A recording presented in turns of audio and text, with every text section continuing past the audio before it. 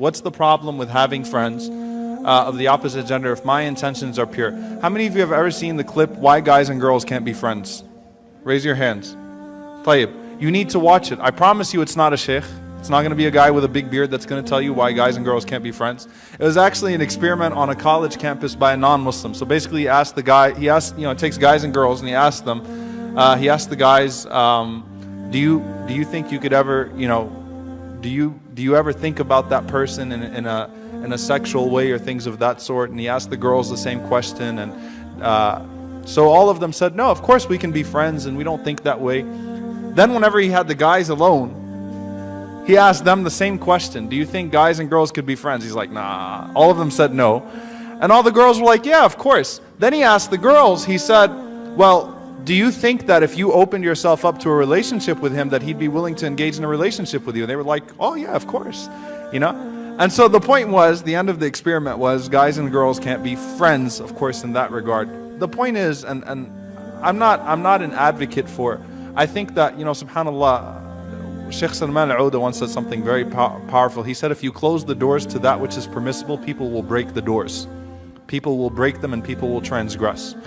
There was communication and interaction between genders at the time of the Prophet ﷺ, but it was respectful, it was limited to what was necessary. It was not, subhanAllah, we teach split personality, seriously. It's like the sister comes to the masjid, she's an alien, right? But whenever she's outside, mashallah, she's fair game.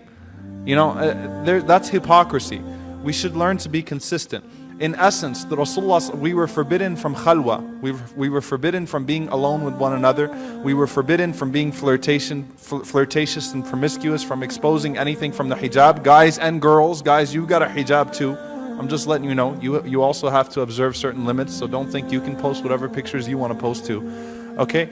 Khalwa, being alone, cyber khalwa. Alright, G-chat and Facebook chat with all the smiley faces and things of that sort, and I think you looked really good in your jersey today, and whatever it was, all of that is not allowed either. Now, why is it? What if my intentions are pure?